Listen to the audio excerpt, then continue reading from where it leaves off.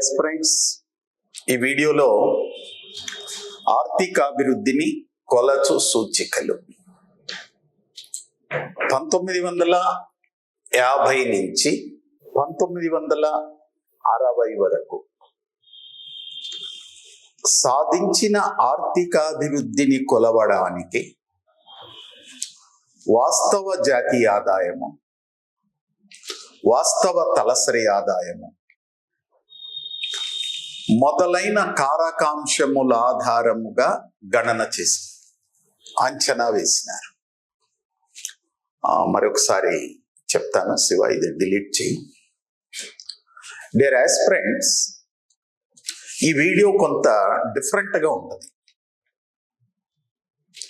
సాధించిన ఆర్థికాభివృద్ధిని కొలవడానికి ప్రారంభంలో నిజ జాతీయ ఆదాయము, నిజ తలసరి ఆదాయము, నిజ జాతీయ ఆదాయ వృద్ధి రేటు, నిజ తలసరి ఆదాయ వృద్ధి రేటును ఆధారముగా అంచనా వేసినారు. అయితే మారిన పరిస్థితులకు అనుగుణముగా సాధించిన ఆర్థికాభివృద్ధిని కొలవడానికి ఆర్థికవేత్తలు ప్రత్యామ్నాయంగా కొన్ని సూచికలను గణన చేసినారు. అవేంటంటే భౌతిక జీవన ప్రమాణ సూచి, ఆదాయ సూచి, ఆదాయ సంక్షేమ సూచి, సమీకృత అభివృద్ధి సూచిక మొదలైనటువంటి సూచికలను 1970-90 మధ్య కాలములో ఉపయోగించి సాధించిన ఆర్థికాభివృద్ధిని అంచనా వేసినారు. 1970 దశకం తరువాత ఆర్థికవేత్తలు ప్రపంచంలో ప్రతి దేశంలో సాధించిన ఆర్థికాభివృద్ధిని మాపనం చేయడానికి కొన్ని ప్రత్యేక సూచికలను గణన చేసినారు. అవేమిటంటే భౌతిక జీవన ప్రమాణ సూచిక,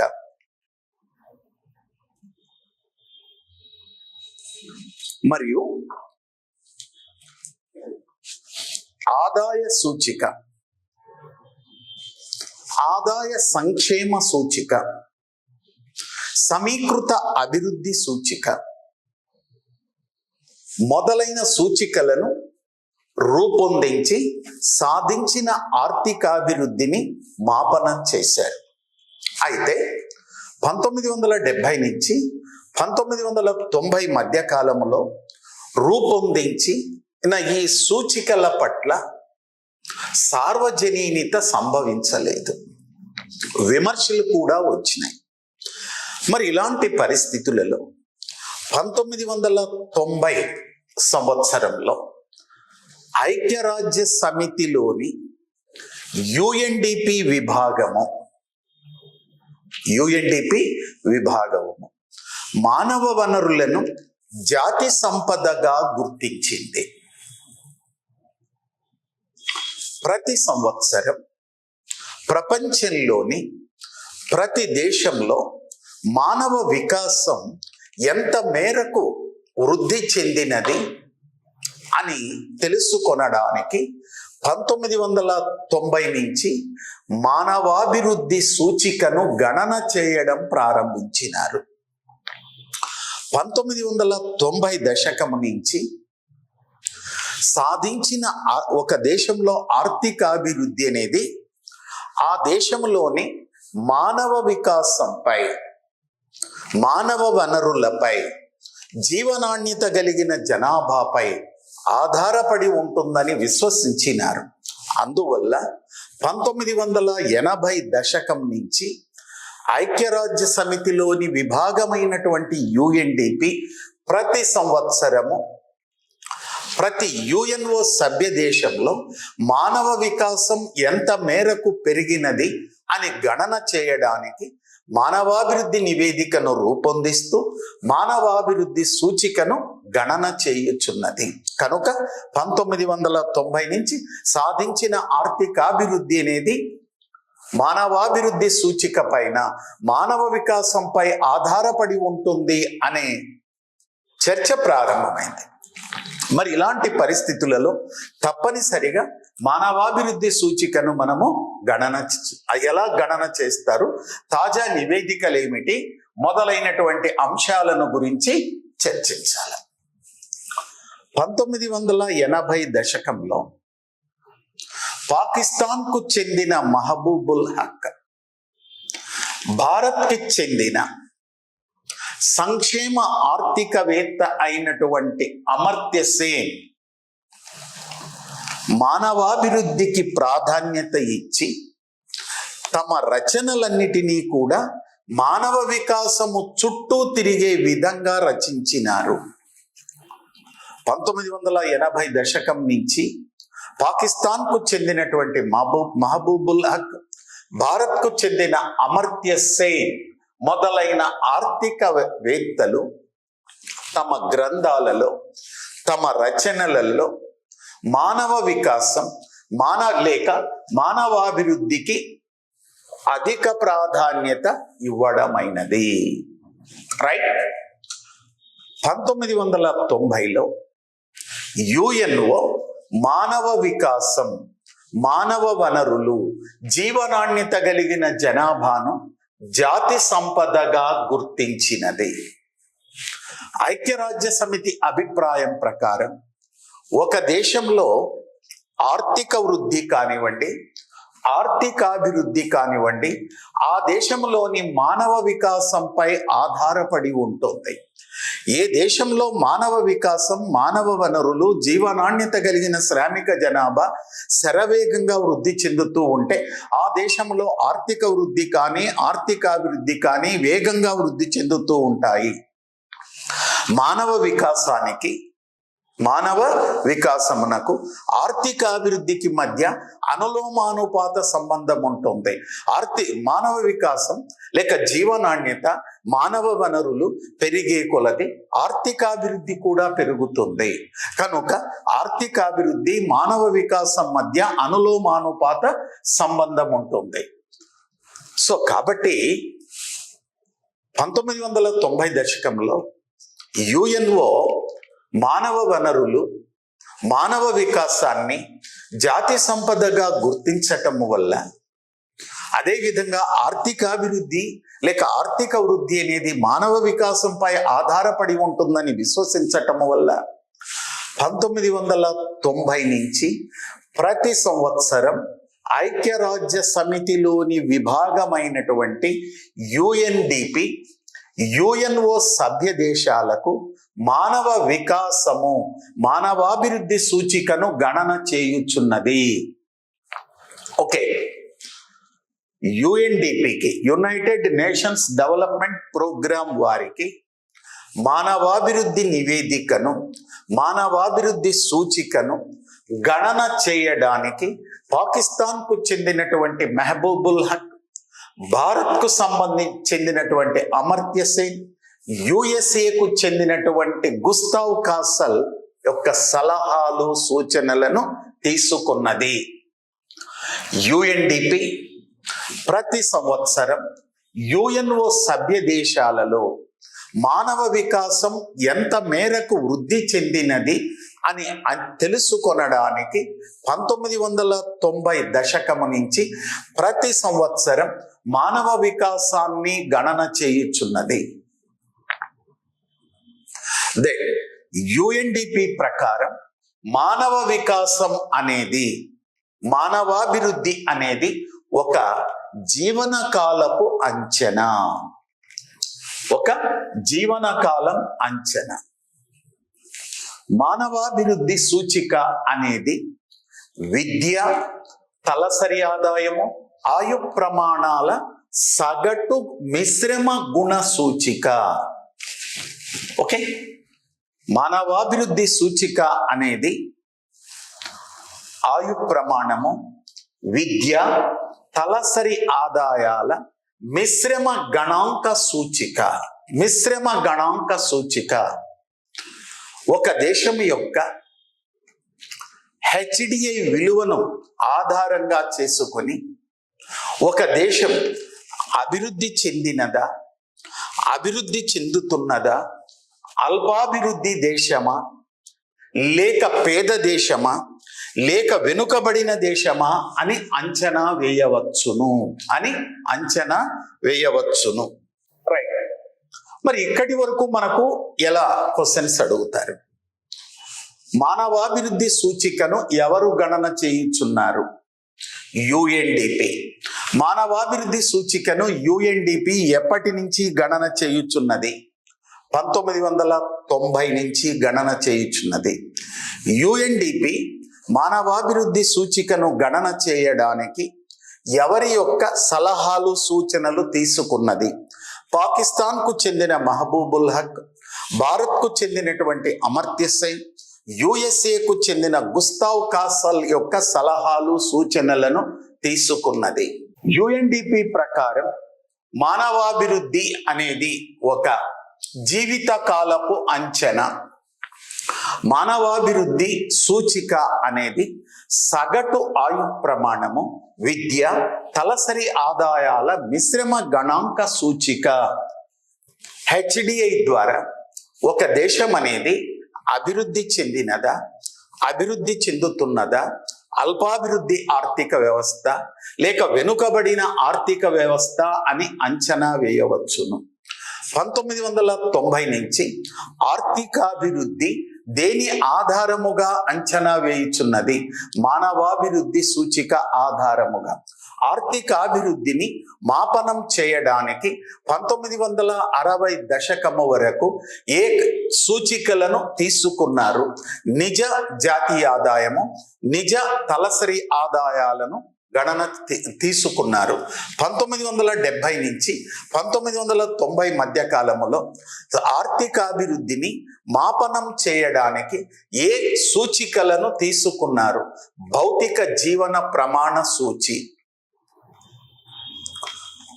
ఆదాయ సూచి, సంక్షేమ ఆదాయ సూచి, సమీకృత అభివృద్ధి సూచిక. ఐక్యరాజ్య సమితి మానవ వికాసాన్ని ఏమని వ్యాఖ్యానించినది? జాతి సంపద. Okay, right. మరి ఇక్కడ పాయింట్స్ తీసుకుందాం. ఐక్యరాజ్య సమితిలోని విభాగమైన యుఎన్డిపి 1990 నుంచి 2009 వరకు ప్రతి సంవత్సరం హెచ్డిఐని మానవాభివృద్ధి సూచికను గణన చేయడానికి 3 కారకాంశములను ఎంపిక చేసుకున్నది. 1 ఆరోగ్యకరమైన దీర్ఘకాలిక జీవనం, 2 జీవన ప్రమాణ స్థాయి, 3 వయోజన విద్య, జ్ఞాన వయోజన విద్య. 1990 నుంచి 2009 వరకు యుఎన్డిపి ప్రతి సంవత్సరం మానవాభివృద్ధి సూచికను గణన చేయడానికి 3 కారకాంశములను ఎంపిక చేసుకున్నది. అవి 1 ఆరోగ్యకరమైన దీర్ఘకాలిక జీవనం, 2 జీవన ప్రమాణ స్థాయి, 3 జ్ఞాన వయోజన విద్య. రైట్. ఆరోగ్యకరమైన దీర్ఘకాలిక జీవనమును ఆయు ప్రమాణము ద్వారా అంచనా వేస్తారు. జీవన ప్రమాణ స్థాయిని కొనుగోలు శక్తి సామర్థ్యం ఆధారముగా, కొనుగోలు శక్తి సామర్థ్య తలసరి ఆదాయం ఆధారముగా అంచనా వేస్తారు. జ్ఞాన వయోజన విద్యను అక్షరాస్యత ఆధారముగా అంచనా వేస్తారు. రైట్. 1990 నుంచి 2009 వరకు మానవాభివృద్ధి సూచికను గణన చేయడానికి యుఎన్డిపి ఎన్ని కారకాంశములను ఎంపిక చేసుకున్నది? 1 ఆయు ప్రమాణము, 2 కొనుగోలు శక్తి సామర్థ్యము ఆధారముగా తలసరి ఆదాయము, జ్ఞాన వయోజన విద్య అక్షరాస్యత 3 కారకాంశములు తీసుకున్నారు. కొనుగోలు శక్తి సామర్థ్యము అనే భావనను యుఎస్ఏకు చెందిన గుస్తావ్ కాసల్ అనే ఆర్థికవేత్త మొట్టమొదటగా ఉపయోగించినాడు. గుస్తావ్ కాసల్ కొనుగోలు శక్తి సామర్థ్యము ఆధారముగా ప్రతి దేశము యొక్క జాతీయ ఆదాయము తలసరి ఆదాయమును గణన చేసినాడు. ఇక్కడ మీరు పాయింట్ గుర్తుపెట్టుకోవాలండి. ఇది చూడండి, కొంచెం బోల్డ్ లెటర్స్ లో చెప్పాను. ఇక్కడ గుస్తావ్ కాసల్ అనే ఆర్థికవేత్త ఏ దేశానికి చెందిన ఆర్థికవేత్త? యుఎస్ఏకు చెందిన ఆర్థికవేత్త. ప్రపంచంలో మొట్టమొదటగా కొనుగోలు శక్తి సామర్థ్యము పర్చేసింగ్ పవర్ ప్యారిటీ అనే భావనను ఉపయోగించిన ఆర్థికవేత్త గుస్తావ్ కాసల్. గుస్తావ్ కాసల్ దేని ఆధారముగా ప్రపంచంలోని ప్రతి దేశమునకు జాతీయ ఆదాయమును తలసరి ఆదాయమును గణన చేసినాడు? కొనుగోలు శక్తి సామర్థ్యం ఆధారముగా, based on purchasing power parity.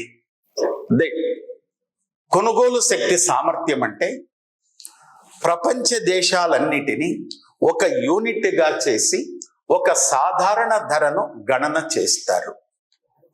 ప్రపంచ దేశాలన్నిటిని ఒక యూనిట్గా చేసి నిర్ణయించిన సాధారణ ధరను యుఎస్ డాలర్లలో కొలుస్తారు.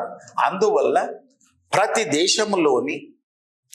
దేశంలోని ఉత్పత్తి పరిమాణము ఇంటూ కొనుగోలు శక్తి సామర్థ్యం ఆధారముగా ఉన్నటువంటి సాధారణ ధరల ఆధారముగా గణన చేస్తారు.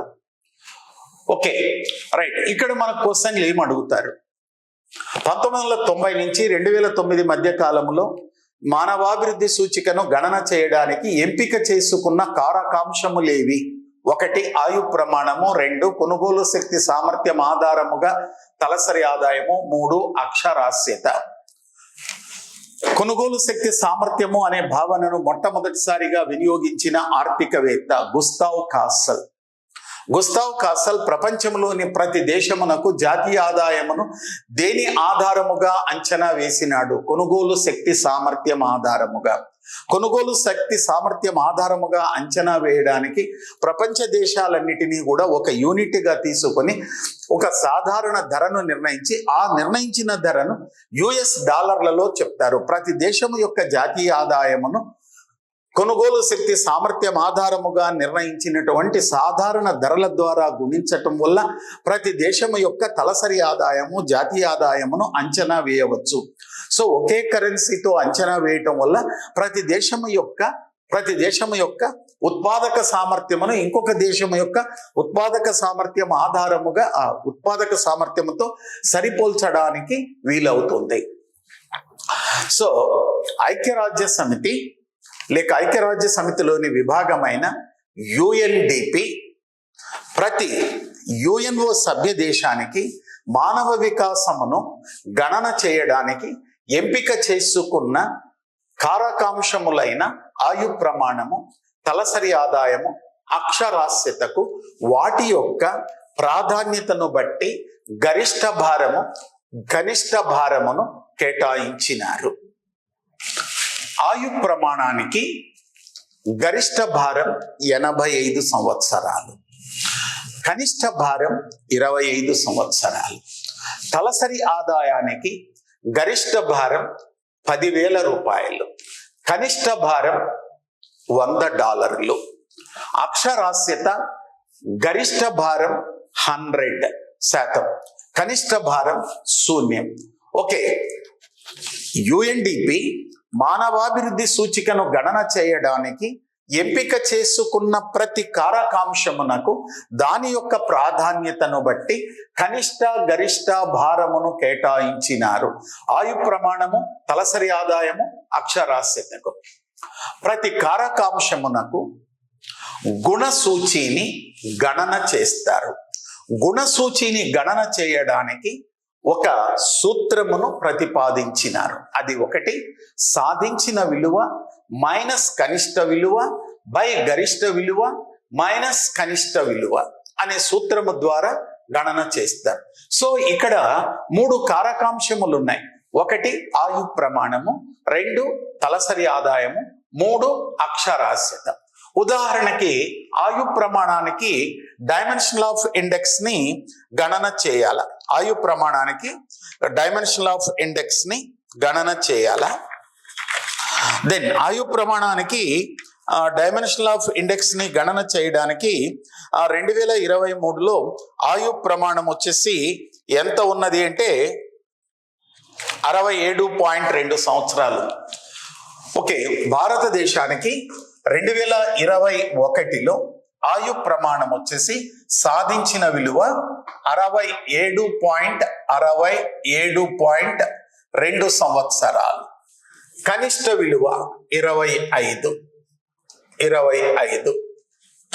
రైట్. గరిష్ట విలువ 85. కనిష్ట విలువ 25. ఓకే, ప్రతి దేశానికి ప్రతి కారకాంశమునకు ఈ విధంగా విలువలను సూత్రములోకి ప్రతిక్షేపించి ప్రతి కారకాంశమునకు గుణసూచిని కనుగొంటారు. యుఎన్డిపి ప్రతి కారకాంశమునకు ప్రాధాన్యతను బట్టి కనిష్ట గరిష్ట భారమును కేటాయించింది. అదేవిధంగా ప్రతి సభ్య దేశానికి ప్రతి కారకాంశం యొక్క గుణసూచిని డైమెన్షనల్ ఇండెక్స్ ని గణన చేయడానికి ఒక సూత్రమును ఉపయోగిస్తున్నది. ఆ సూత్రం ఏమిటంటే గుణసూచి ఈక్వల్ టు సాధించిన విలువ మైనస్ కనిష్ట విలువ బై గరిష్ట విలువ మైనస్ కనిష్ట విలువ. ఉదాహరణకి భారతదేశానికి 2021లో ఆయు ప్రమాణానికి సంబంధించి డైమెన్షనల్ ఆఫ్ ఇండెక్స్ ని గణన చేయాలి. అదేనమ్మా డైమెన్షనల్ ఆఫ్ ఇండెక్స్ డిఐని గణన చేయాల. డిఐని గణన చేయడానికి 2021లో భారతదేశం యొక్క ఆయు ప్రమాణము సగటు ఆయు ప్రమాణం 67.2 సంవత్సరాలు.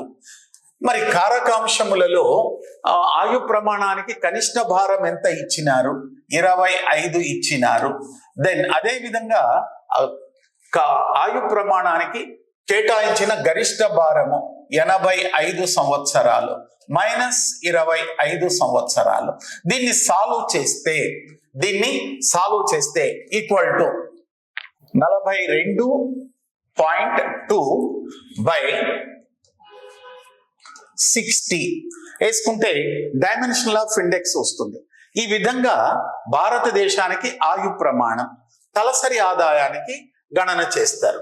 తలసరి ఆదాయానికి 2021లో భారతదేశం యొక్క తలసరి ఆదాయం $6,590 సాధించిన విలువ $6,590 అమెరికన్ డాలర్లు. మరి తలసరి ఆదాయం యొక్క కనిష్ట విలువ $100 బై గరిష్ట విలువ $10,000 మైనస్ $100 వేసుకొని భారతదేశంలో తలసరి ఆదాయానికి సంబంధించి డైమెన్షనల్ ఆఫ్ ఇండెక్స్ కలుగజేస్తారు. అదేవిధంగా ఆయు ప్రమాణం, అటు తరువాత అక్షరాస్యత. మరి తాజా గణాంకాల ప్రకారము భారతదేశంలో అక్షరాస్యత 73% కలదు. 73%. దెన్ కనిష్ట విలువ 0, గరిష్ట విలువ 100 మైనస్. సో ఈ విధంగా ప్రతి కారకాంశమునకు సాధించిన విలువను మరియు గరిష్ట కనిష్ట భారములను తీసుకొని గుణసూచిని గణన చేస్తారు. సో ఈ విధంగా ఇది వచ్చేసి పిఐ. దెన్ తలసరి ఆదాయానికి పిసిఐ పర్ క్యాపిటల్ ఇన్కమ్ కి ఇది వచ్చేసి అక్షరాస్యతకు రైట్. ఇక్కడ ఆయు ప్రమాణానికి ఆయు ప్రమాణం ఇక్కడ ఉదాహరణ ఆధారంగా తీసుకున్నానండి. 2021లో భారతదేశం యొక్క సగటు ఆయు ప్రమాణం 67.2 సంవత్సరాలు. కనిష్ట విలువ భారం ఎంత? 25 సంవత్సరాలు. గరిష్ట భారం 85 సంవత్సరాలు. కనిష్ట భారం 25 సంవత్సరాలు. ఈ సూత్రంలోకి ఈ విలువలను ప్రతిక్షేపించి సాధిస్తే ఆయు ప్రమాణానికి గుణసూచి వస్తుంది. అదే విధంగా 2021లో భారతదేశం యొక్క తలసరి ఆదాయం $6,590 ఉంది. దానికి సూత్రంలో అంటే కారకాంశంలో కేటాయించిన కనిష్ట భారం $100 బై గరిష్ట విలువ $10,000 మైనస్ $100. ఈ విధంగా విలువలను ప్రతిక్షేపిస్తే తలసరి ఆదాయానికి సంబంధించి జీవన ప్రమాణ స్థాయికి సంబంధించి డైమెన్షనల్ ఆఫ్ ఇండెక్స్ వస్తుంది. అక్షరాస్యత ప్రస్తుతం భారతదేశంలో అక్షరాస్యత 73%. అక్షరాస్యతకు కనిష్ట భారం 0, అక్షరాస్యతకు గరిష్ట భారం 100, అక్షరాస్యతకు కనిష్ట భారం 0. ఈ విలువలను ఈ సూత్రంలోకి ప్రతిక్షేపించి సాధిస్తే అక్షరాస్యతకు సంబంధించి గుణసూచి విలువ అనేది వస్తుంది. సో ఈ విధంగా 3 కారకాంశములకు, ప్రతి దేశానికి 3 కారకాంశములు ఆ దేశం యొక్క సాధించిన విలువలను ప్రాతిపదికగా తీసుకొని గుణసూచిని గణన చేయాల. ఈ విధంగా గణన చేసి ఆయు ప్రమాణం యొక్క గుణసూచి, కొనుగోలు శక్తి ఆయు ప్రమాణం యొక్క గుణసూచి, టేక్ ఫర్ ఎగ్జాంపుల్ X1 విలువ వస్తుంది. కొనుగోలు శక్తి సామర్థ్యం ఆధారముగా గుణసూచి X2 వస్తుంది. దెన్ అదే విధంగా అక్షరాస్యత ఆధారముగా X3 వస్తుంది. ఈ విలువలను then X1 plus X2 plus X3 by 3 అంశముల సంఖ్య చేత భాగిస్తే HDI విలువ వస్తుంది. HDI విలువను అంక మధ్యమం ఆధారముగా గణన చేసినారు. డియర్ ఆస్పిరెంట్స్, ఇక్కడ మనము చూడండి HDI గణన ఇది చాలా ఇంపార్టెంట్. 1990 నుంచి 2009 మధ్య కాలంలో UNDP 1990 నుంచి 2009 వరకు HDIని గణన చేయడానికి ఎన్ని కారకాంశములని ఎంపిక చేసుకున్నది? 3 కారకాంశములు. అవి ఏవి? 1 ఆయు ప్రమాణము, 2 కొనుగోలు శక్తి సామర్థ్యం ఆధారముగా తలసరి ఆదాయము, 3 అక్షరాస్యత. కొనుగోలు శక్తి సామర్థ్యము అనే భావనను మొట్టమొదటిసారిగా ఉపయోగించిన ఆర్థికవేత్త అమెరికాకు చెందిన గుస్తావ్ కాసల్. కొనుగోలు శక్తి సామర్థ్యం ఆధారముగా ఒక దేశము యొక్క జాతీయ ఆదాయమును కానీ తలసరి ఆదాయమును అంచనా వేయడానికి ప్రపంచ దేశాలన్నిటినీ కూడా ఒక యూనిట్ గా చేసి సాధారణ ధరను నిర్ణయించి ఆ సాధారణ ధరను US$ రూపంలో చెప్తారు. సో దీన్నే కొనుగోలు శక్తి సామర్థ్యం ఆధారము అని అంటారు. ఆ విధంగా చేసి ప్రతి దేశానికి కూడా జాతీయ ఆదాయమును, GDPని, తలసరి ఆదాయమును కొనుగోలు శక్తి సామర్థ్యం ఆధారముగా గణన చేసిన సాధారణ ధరను రూపంలో గణన చేస్తారు. ఆ విధంగా చేస్తారు. దెన్ UNDP మానవాభివృద్ధి సూచికను గణన చేయడానికి ప్రతి కారకాంశమునకు ప్రాధాన్యతను బట్టి గరిష్ట కనిష్ట భారములను కేటాయించినది. Okay, right. ప్రతి కారకాంశమునకు గుణసూచిని గణన చేయడానికి ఒక సూత్రమును కూడా ఉపయోగించినది. మొట్టమొదటగా ప్రతి కారకాంశమునకు కూడా డైమెన్షన్ ఆఫ్ ఇండెక్స్ ని గణన చేస్తుంది. ప్రతి కారకాంశానికి, ప్రతి దేశానికి డైమెన్షన్ ఆఫ్ ఇండెక్స్ ని గణన చేయడానికి ఆ కారకాంశములో ఆ దేశము సాధించిన విలువ, కనిష్ట విలువ అంటే కనిష్ట భారము, గరిష్ట విలువ అంటే గరిష్ట భారము, కనిష్ట విలువ అంటే కనిష్ట భారము, ఆ విలువలను ప్రతిక్షేపించి ప్రతి దేశానికి, ప్రతి కారకాంశమునకు గుణసూచిని గణన చేస్తుంది. ప్రతి దేశానికి, ప్రతి కారకాంశమునకు గుణసూచిని గణన చేసి ఆ గుణసూచీల మొత్తమును 3 చేత భాగించిగా వచ్చే విలువనే HDI విలువ అని అంటారు. ఓకే, HDI విలువను 1990 నుంచి 2009 మధ్య కాలంలో అంక మధ్యమం ఆధారముగా గణన చేసినారు. మానవాభివృద్ధి సూచిక విలువ ఎల్లప్పుడూ 0 కంటే ఎక్కువ, 1 కంటే తక్కువగా ఉంటుంది. ఒక దేశం యొక్క HDI విలువ 0కు దగ్గరగా ఉంటే ఆ దేశంలో మానవ వికాసం తక్కువగా ఉన్నట్లు. ఒక దేశం యొక్క HDI విలువ 1కి దగ్గరగా ఉంటే ఆ దేశంలో మానవ వికాసం అధికంగా ఉన్నట్లు. మానవాభివృద్ధి సూచికను గణన చేయడానికి తీసుకున్న కారకాంశములలో సాధించిన ప్రగతిని పరిగణలోకి తీసుకుంటారు. అందువల్ల HDI కోఎఫిషియెంట్స్ అనేది, HDI అనేది కోఎఫిషియెంట్స్. ఈ కోఎఫిషియెంట్ అనేది 0 కంటే ఎక్కువగా ఉంటుంది, 1 కంటే తక్కువగా ఉంటుంది. ఉదాహరణకి భారతదేశం యొక్క HDI విలువ 0కు దగ్గరగా ఉందనుకోండి, భారతదేశంలో మానవ వికాసం తక్కువగా ఉన్నట్ల. నార్వే యొక్క HDI విలువ 1కి దగ్గరగా ఉందనుకోండి, ఆ దేశంలో మానవ వికాసం అధికంగా ఉన్నట్లు. ఈ విధంగా అంచనా వేస్తారు. ప్రతి దేశానికి కూడా HDIని గణన చేసి ఆ HDI విలువ ఆధారముగా ఆ దేశమునకు ర్యాంకును కేటాయించడం జరుగుతుంది. సో 1990 నుంచి 2009 వరకు హెచ్డిఏని ఏ సూచిక ఆధారముగా గణన చేసినారు? అంక మధ్యమం ఆధారముగా గణన చేసినారు.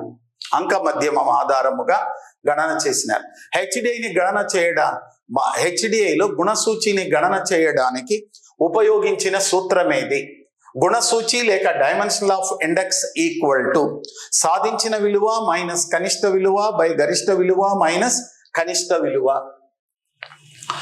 దెన్ 2009-10 నాటికి ప్రపంచవ్యాప్తంగా కూడా ఆర్థికాభివృద్ధి అనేది మానవ వికాసము పైనే కాకుండా పేదరికము పైన, బహుముఖ పేదరికము పైన, పర్యావరణము పైన, లింగ వివక్షత పైన, వాతావరణములోని మార్పులు మొదలైనటువంటి వాటిపై ఆధారపడినది. ఓకే, 1990 నుంచి 2009 వరకు మానవ వికాసం ఒక్కటే ఆర్థికాభివృద్ధిని కొలవడానికి ఉపయోగించే మాపనమని భావించి ప్రతి దేశానికి 3 కారకాంశములు, అంటే 3 కారకాంశములలో సాధించినటువంటి అభివృద్ధి ఆధారముగా మానవాభివృద్ధి సూచికను గణన చేసినారు. అయితే 2010 నాటికి ఒక దేశము యొక్క ఆర్థికాభివృద్ధి ఆ దేశములోని మానవ వికాసము పైనే కాకుండా బహుముఖ పేదరికము పైన, లింగ వివక్షత పైన, లింగ వివక్షత పైన మరియు పర్యావరణ పైన, వాతావరణములోని మార్పుల పైన మొదలైన అంశములపై కూడా ఆధారపడి ఉంటుంది. ఈ మారినటువంటి పరిస్థితులను బట్టి నూతన పద్ధతి ద్వారా మానవ వికాసమును గణన చేయాలని 2010లో UNDP నూతన పద్ధతిని పాటించినది. UNDP 2010లో మానవాభివృద్ధి సూచికను గణన చేయడానికి నూతన పద్ధతిని పాటించినది. ఎందువల్ల అంటే 2010 నాటికి ఆర్థిక వృద్ధి అనేది మానవ వికాసం పైనే కాకుండా బహుముఖ పేదరికము పైన, ఆర్థిక అసమానతల పైన, ప్రాంతీయ అసమానతల పైన, సామాజిక అసమానతల పైన, లింగ వివక్షత ఆధారముగా వాతావరణంలోని మార్పులపై కూడా ఆధారపడి ఉంటుంది. అందువల్ల 2010 నుంచి ఒక దేశము యొక్క మానవ వికాసాన్ని అంచనా వేయడానికి ఆయు ప్రమాణము, తలసరి ఆదాయము, జ్ఞాన వయోజన విద్యతో పాటు బహుముఖ పేదరికమును, లింగ వివక్షతను, వాతావరణములో వస్తున్నటువంటి మార్పులు మొదలైనటువంటి అంశాల ప్రాతిపదికన, మొదలైనటువంటి అంశాల ఆధారముగా మానవ వికాసాన్ని అంచనా వేయటం ప్రారంభించినది. మరి ప్రస్తుతం మానవ వికాసాన్ని ఎలా? నూతన పద్ధతి ద్వారా. ఓకే, ఐక్యరాజ్య సమితి 2010 నుంచి ప్రతి సంవత్సరం మానవ వికాసాన్ని గణన చేయడానికి నూతన ప్రాతిపదికలను తీసుకున్నది. అవి 1 ఆయు ప్రమాణము, 2 తలసరి ఆదాయం, 3వది సగటున పాఠశాలకు వెళ్ళే కాలం, మీన్ ఆఫ్ ఇయర్ స్కూలింగ్ తీసుకోండి.